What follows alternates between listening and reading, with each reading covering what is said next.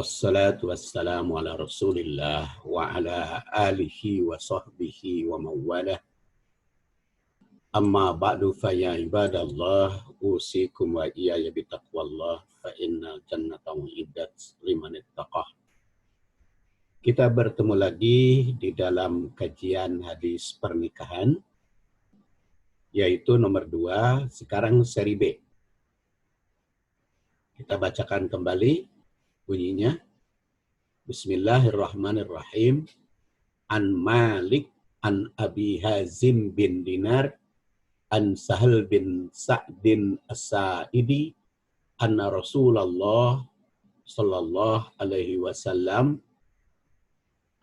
ja'athum ra'atun faqalat ya Rasulullah inni qad wahabtu nafsi laka faqamat qiyaman tawilan faqama rajulun faqala ya Rasulullah zawwijniha illam takun laka biha hajah. Faqala Rasulullah sallallahu alaihi wasallam hal indaka min syai'in tusdikuha iyyah? Faqala ma indi illa izari hada. Faqala Rasulullah sallallahu alaihi wasallam in a'taitaha iyyahu jalastala izara laka faltamis syai'a. Faqala ma ajidu syai'an. Qala iltamis walau khataman min hadid. Faltamasa falam yajid syai'a. Faqala lahu Rasulullah sallallahu alaihi wasallam hal ma'aka minal Qur'an syai'un. Faqala na'am ma'i suratu kada wa suratu kada li suwarin sammaha. Faqala lahu Rasulullah sallallahu alaihi wasallam qad ankahtukaha bima ma'aka minal Qur'an. Dan bahasan seri A sampai kalimat wahabtu nafsi laka faqamat qiyaman tawilan faqama rajulun. Nah, sampai faqama rajulun faqala ya Rasulullah zawwijniha. Dan dalam riwayat Bukhari Muslim bunyinya ya Rasulullah illam yakun laka biha hajah fazawwijniha. Ya Rasulullah, apabila engkau tidak berminat atau tidak ada tidak tertarik oleh perempuan ini, maka kata laki-laki itu zawwijniha, nikahkan dia padaku. Sama ya dalam riwayat Bukhari Muslim kalimatnya fa zawwijniha pakai fa. Kalau dalam riwayat Malik zawwijniha lam takun laka biha hajah. Jadi dia mohon kepada Rasul sallallahu alaihi wasallam untuk menikahkan perempuan tersebut padanya. Menurut Al-Asqalani, itu Ibnu Hajar Al-Asqalani, identitas seorang laki-laki itu tidak disebut dan tidak pula disepakati oleh ulama muhaddisin siapa namanya. Namun dalam riwayat At-Tabarani disebut bahwa laki-laki itu keturunan Ansar. Jadi kelahiran Madinah kalau keturunan Ansar yang membela Rasul sallallahu alaihi wasallam di Madinah. Dan perkataan illam takun laka biha hajah, jika engkau tidak menginginkan perempuan tersebut, menunjukkan bahwa seorang laki-laki itu bersedia menerima keputusan apapun yang dikehendaki Rasul. Bila Rasul menghendaki perempuan itu, maka laki-laki tersebut tidak akan menginginkan. Karena di sini illam takun laka biha hajah, kalau engkau tidak bersedia menikah dengan perempuan itu, menikahi perempuan yang menghibahkan diri, Rasul tidak bersedia, tidak tertarik, tidak berminat, maka kalau engkau tidak berminat, nikahkanlah dia padaku, kata si laki-laki. Tapi kalau Rasul SAW berminat, maka tentu dia tidak akan minta, tidak akan minta dinikahkan kepada dia. Jadi apapun keputusan Rasul, dia serahkan kepada Rasul itu sendiri. Bila Rasul menghendaki perempuan itu, maka laki-laki tersebut tidak akan menginginkan. Dalam berbagai riwayat diungkapkan bahwa wanita yang menghibahkan diri pada Rasul itu cukup banyak. Ya, antara lain Laila binti Khotim, Ummu Hani binti Abi Thalib, Ummu Syurek, Haulah binti Hakim, Maimunah binti Haris, dan yang dinikah oleh Rasul padahal dia menghibahkan diri adalah Zainab binti Huzaimah. Jadi kalau begitu ini bukan Zainab binti Huzaimah ya, karena Rasul tidak bersedia. Faqala, maka bersabdalah Rasulullah Shallallahu Alaihi Wasallam, yaitu menjawab apa yang dimintai oleh laki-laki. Jadi menjawab kepada laki-laki tersebut. Hal indaka, jadi jawabannya dengan pertanyaan. Hal indaka, apakah engkau punya syai'un sesuatu tusdikuha yang bisa engkau sedekahkan, bisa engkau berikan kepada perempuan si sesuatu itu. Jadi Rasul dengan nada bertanya, mengingatkan sahabatnya agar menyadari. Jadi dengan pertanyaan itu, hal indaka min syai'in, jadi fungsinya banyak. Fungsi pertama harus sadar bahwa laki-laki yang mau menikah itu harus ada persiapan. Menafkahi istrinya, ya minimal untuk mas kawin, untuk mahar. Makanya di sini min syai'in, dari sesuatu. Jadi pokoknya terserah apa saja yang dimiliki. Terus dikuha yang bisa disedekahkan kepada perempuan itu. Terus dikuha iyahu. Ya, Rasul dengan nada bertanya mengingatkan sahabat agar menyadari bahwa pernikahan itu menimbulkan hak dan kewajiban. Nah, hak istri begitu dinikah itu dia punya apa? Punya hak untuk diberi nafkah, diberi mas kawin. Jadi mas kawin itu sudah dijanjikan ketika akad kan, minimal ada janjinya walaupun mungkin diberikannya kemudian alias diutang, tapi sudah dijanjikan, sudah ada pegangan untuk perempuan itu. Karena kewajiban mempelai pria adalah memberi mahar atau mas kawin terhadap mempelai wanita. Dalam hal ini tersirat pula bahwa Rasul akan mempersilahkan pria menikahi wanita yang telah menghibahkan dirinya kepada beliau. Makanya ditanyakan hal indaka min syai'in. Jadi kalau hal indaka min syai'in berarti kan Rasul memberikan peluang kepada laki-laki. Kalau kamu berminat kepada perempuan ini, apakah kamu punya sesuatu untuk diberikan? Jadi ada peluang.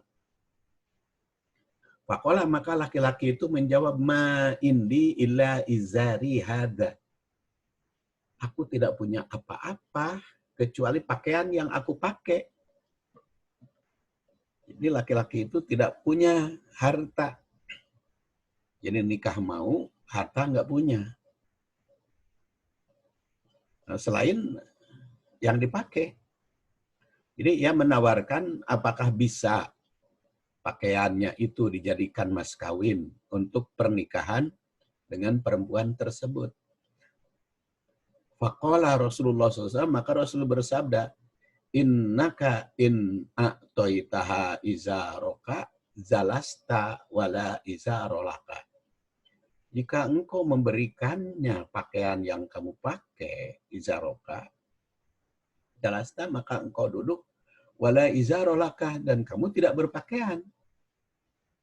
Faltamis syai'an, oleh karena itu carilah syai'an, sesuatu, supaya jangan memberikan pakaian yang dipakai. Sebab kalau dipakai, kemudian diberikan, nanti kamu tidak berpakaian. Dalam riwayat Muslim itu, yang lahir 200, tahun 206, riwayat Muslim, namanya Muslim bin Hajjaj, dikemukakan bahwa Rasulullah SAW itu bersabda kepada laki-laki, Rasulullah SAW memberikan bimbingan kepada sahabatnya untuk berpikir secara mandiri dan sekaligus mau berusaha. Jadi beliau itu pertama disuruh berpikir, pertama menyuruh berpikir, makanya logikanya kan disampaikan oleh Rasul, in a'toitaha izaroka jalasta la izaro laka. Itu kan menyuruh sahabatnya berpikir, mempertimbangkan. Bagaimana mungkin kamu bisa memberikan? Jadi Rasul tidak mengatakan nggak bisa atau jangan. Tidak mengatakan seperti itu. Kalau nggak bisa atau jangan itu kan mentok gitu. Sahabat itu. Jadi tidak ada kesempatan berpikir, tapi dengan mengatakan in a'toitaha izaroka jalasta wala izarolaka, maka coba kamu berpikir, bagaimana logikamu? Kok masa pakaian yang dipakai mau diberikan? Cara berpikir kamu kumaha? Makanya Rasul bersabda, faltamis syai'an, cari sesuatu apapun. Bahkan kadang-kadang kan syai'an itu sesuatu yang kecil ya, atau sedikit. Bimbingan kepada sahabat untuk berpikir secara mandiri dan sekaligus mau berusaha, makanya disertai dengan faltamis, berusaha. Hal ini juga mengandung implikasi bahwa seseorang itu tidak baik memberikan sesuatu yang mengakibatkan dirinya tidak memiliki apa-apa, mengakibatkan telanjang diberikan. Ya nggak bisa itu. Ya, karena mau memberikan kepada istri sehingga dirinya telanjang. Pakaian adalah kebutuhan utama dalam hidup untuk menutupi aurat. Bagaimana jadinya jika diberikan? Apakah mungkin kamu orang itu tidak berpakaian? Kan nggak mungkin. Maka si laki-laki itu setelah melaksanakan perintah Rasul, dia kembali kepada Rasul, la ajidu syai'an. Aku tidak menemukan sesuatu apapun ya Rasulullah. Maka Rasul bersabda lagi, faltamis, cari. Jangan langsung putus asa tidak menemukan sesuatu. Cari lagi. Walau khataman min hadidin, walaupun cincin dari besi. Khotam, cincin min hadid dari besi. Dari besi yang dijadikan cincin. Kalau zaman sekarang baud atau emur ya. Yang ada deratnya itu. Nah, faltamasa, maka si laki-laki itu mencari lagi. Ceritanya mungkin pulang lagi, ada keluarga, lalu pulang lagi kepada Rasul.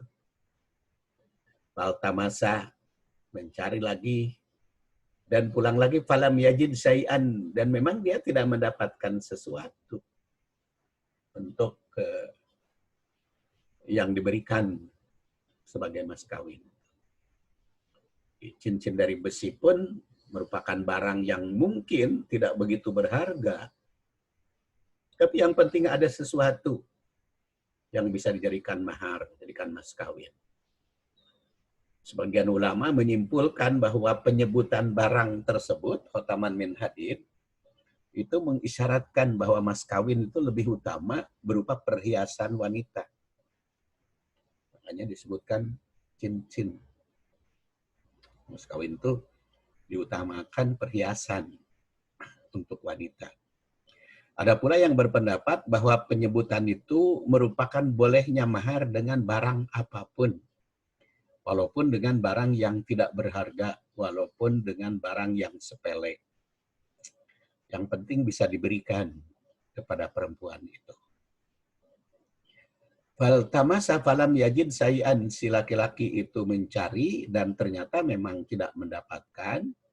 Dalam riwayat Al-Bukhari dan Muslim itu diterangkan setelah ia mencari ke rumahnya, kembali lagi kepada Rasul sambil mengucapkan, la, wallah, tidak, demi Allah. Dia bersumpah, saking ingin meyakinkan Rasul. La, wallah, ya Rasulullah, wahai Rasul, wala khataman min hadid. Dan tidak aku dapatkan walaupun cincin dari besi. Walakin hada izari, kecuali ya pakaianku ini aja yang aku punya. Bahkan dia menawarkan falahanis puhu, atau sebagiannya. Kalau tadi kan kalau semuanya saya bisa telanjang, bisa tanpa busana. Sekarang falahanis puhu, ini aja setengahnya diberikan sebagai mas kawin. Dan Rasulullah SAW bersabda, ma tasna'u bi ijarika illa bistahu lam yakun alaiha minhu syai'un wa illa bisathu lam yakun alaika minhu syai'un. Ma tasna'u, apa yang bisa kamu perbuat bi izarika dengan pakaianmu. In labistahu, apabila kamu pakai, lam yakun alaiha minhu syai'un. Nah, tidak ada baginya, bagi perempuan yang mencukupi.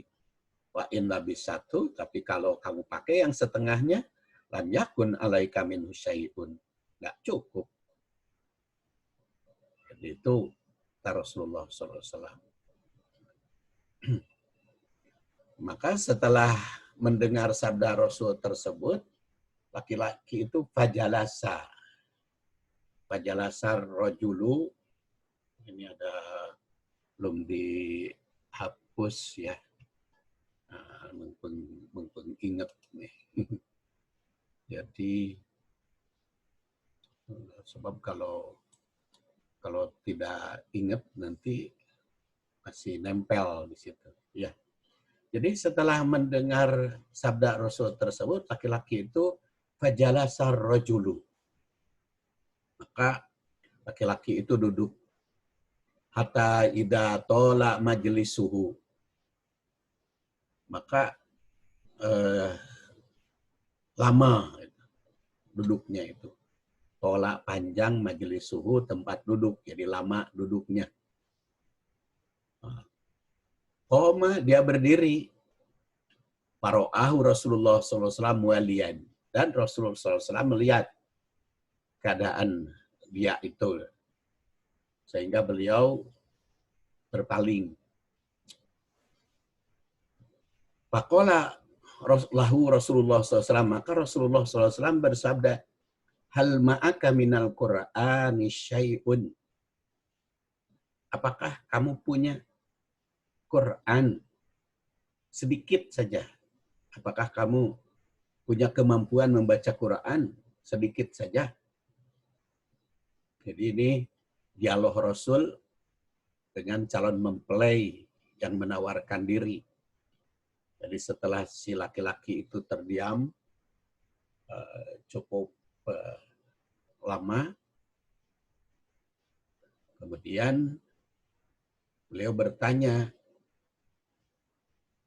hal ma'akah minal Qur'an syai'un?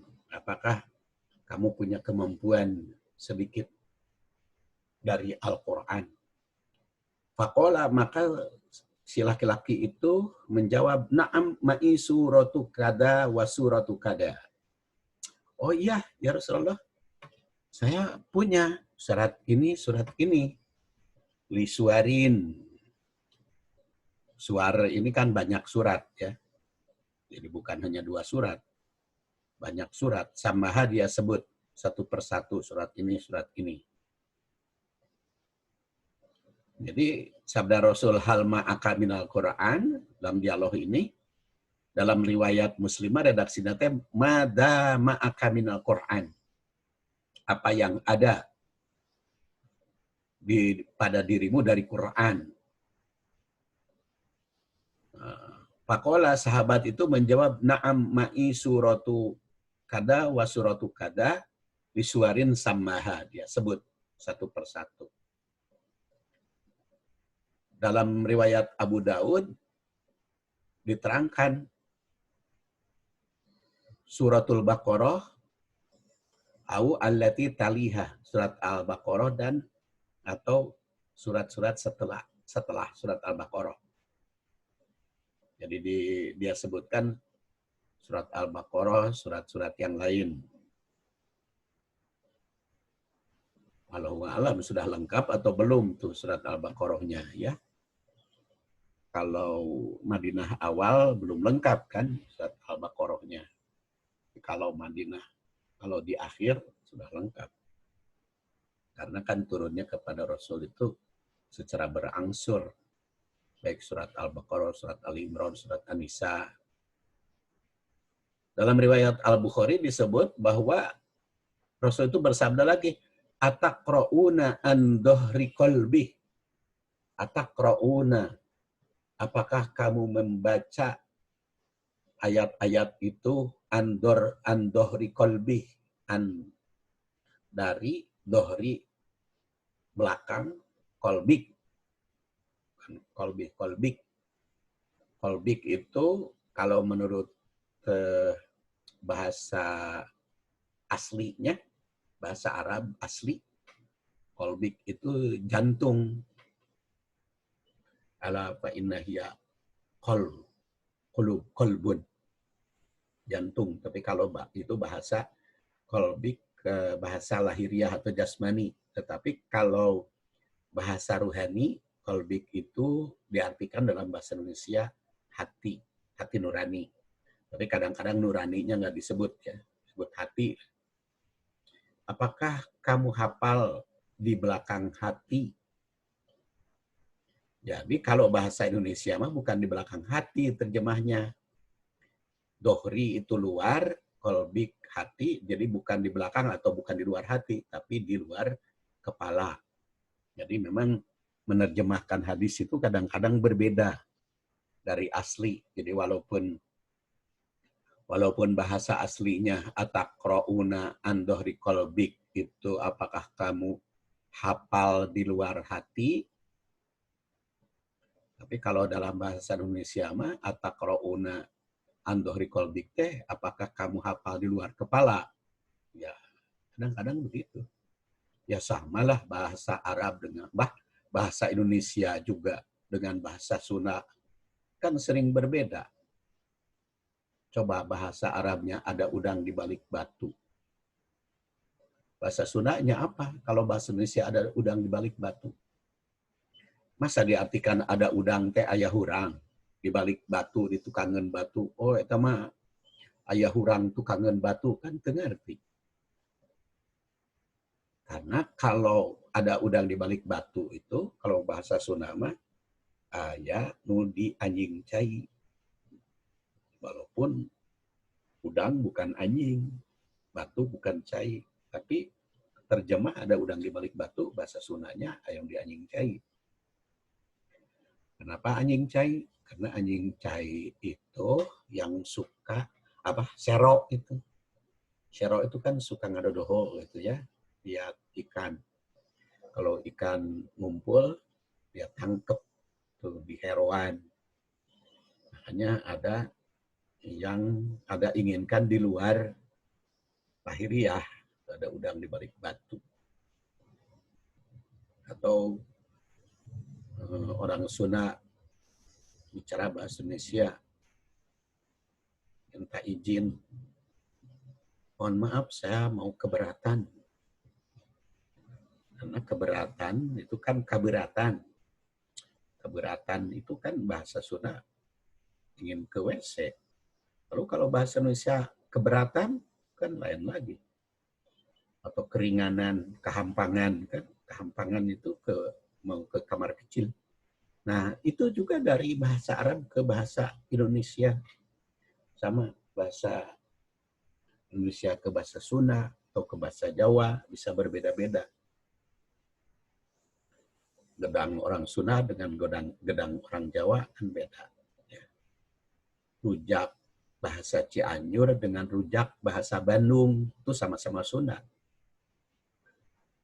Rujak bahasa Cianjur itu manis, nggak pakai cengek, tapi rujak Bandung kan pakai cengek. Itu sama-sama Sunda. Karena di Cianjur mah rujak teh sirup. Kalau di Bandung mah rujak teh pakai cengek. Itu. Jadi makanya memahami bahasa itu harus memahami budayanya, budaya bahasa. Budaya bahasa yang digunakan. Jadi ataqrauna an dhahri qalbi, kita terjemahkan, apakah kamu bisa membaca di luar kepala, hafal di luar kepala? Maka sahabat itu menjawab, "Na'am ya Rasulullah, iya, saya hafal di luar kepala." Faqala lahu Rasulullah SAW, maka Rasul SAW bersabda ke laki-laki itu, "Qad ankahtukaha, aku nikahkan si perempuan ini kepadamu bima ma'aka minal Qur'an, dengan mas kawin apa yang ada di bersamamu Al-Qur'an."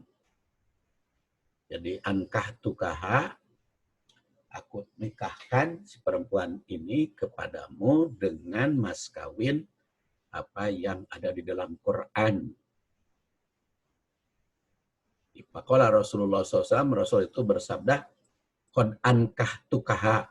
Jadi kalau tadi qad ankahtukaha bima ma'aka minal Quran, ada juga kalimatnya qad ankahtukaha. Beliau langsung menikahkan. Dalam riwayat Asy-Syafi'i, Ahmad, Abu Daud, dan At-Tirmidzi serta An-Nasa'i itu menggunakan kalimat zawwajtukaha. Jadi kalau ini mah ankahtukaha, ada juga dalam riwayat yang lain kalimatnya jawaztukaha. Tapi kalau di dalam riwayat Bukhari, Muslim, An-Nasa'i menggunakan malaktukaha. Jadi kalimatnya itu dalam akad bisa beda-beda, tapi maknanya sama. Jadi oleh karena itu, boleh menggunakan bahasa manapun. Mau qad ankahtukaha, mau zawwajtukaha, mau malaktukaha, atau di halaman lain Bukhari itu menggunakan kalimat ankahtukaha dan zawwajtukaha. Jadi menurut sebagian ulama kalimat ini merupakan dasar hukum dimungkinkannya wali menikahkan si perempuan. Di sini walinya wali muhakam dengan menggunakan kalimat yang beda-beda, baik ankahtukaha, zawwajtukaha, malaktukaha, zawwajtukaha, ankahtukaha. Dan di sini Rasulullah SAW kan bukan ayahnya, ya, tapi beliau itu sebagai hakim. Kenapa dia bisa menikahkan seperti itu? Karena si perempuannya sudah menghibahkan diri. Jadi khusus bagi Rasul mah, kalau menghibahkan diri kepada Rasul, maka si perempuan itu jadi wali. Si laki-laki Rasul itu jadi wali. Si perempuan itu jadi hak untuk dinikahkan oleh Rasul kepada siapapun, baik kepada dirinya maupun kepada orang lain. Wali hakim itu di sini Rasul SAW sebagai wali hakim yang memiliki kekuasaan dalam kehakiman. Sedangkan wali muhakam ialah yang diangkat oleh kedua mempelai. Adapun mas kawin yang diberikan oleh mempelai pria saat itu berupa jasa. Itu bima ma'aka minal Qur'an. Jadi bukan dengan mushaf Qur'an. Jadi bukan mushaf Quran seperti orang masa kini. Orang masa kini kan mas kawin dengan mushaf Quran, dengan buku ya, Quran dibukukan. Kalau Rasulullah SAW menikahkan dengan si pria karena prianya tidak punya apa-apa, walaupun cincin jari besi untuk mas kawin, maka bima ma'aka minal Quran, dengan apa yang ada di dalam Quran. Dan di dalam riwayat Abu Daud itu lengkap. Fakum fa'allimha isrina ayah wahya imro'atu. Maka bawalah, berdirilah, kamu bawa istrimu itu, ajarkanlah kepada istrimu itu 20 ayat. Sekarang ini jadi istrimu. Jadi dibatasi oleh Rasul, ajarkan 20 ayat kepada perempuan, kepada istrimu itu. Jadi jelas, bukan dengan mushaf, bukan dengan Al-Quran dijilid, bukan itu jadi mas kawin. Itu juga berlaku apabila si laki-laki tidak mempunyai apa-apa untuk mas kawin. Oleh karena itu, menurut Ibnu Qudamah, yang bisa dijadikan mas kawin bukan membaca Quran, tapi mengajar Quran. Ya, bukan membacanya atau bukan mushafnya, tapi mengajar Al-Quran. Jadi itu bisa kita pahami, ya, duduk persoalannya. Tentu saja masih banyak, sudah pasti banyak ibroh, pelajaran yang bisa kita ambil dari hadis setelah kita terjemahkan. Dan setelah kita telusuri syarah menurut para ulama muhaddisin, serta dikaitkan dengan hadis yang lain. Dan beberapa ibrohnya akan kita bahas pada bagian C. Kita tutup. Subhanakallahumma wa bihamdik, asyhadu an la ilaha illa anta, astagfiruka wa atubu ilaik. Wassalamualaikum warahmatullahi wabarakatuh.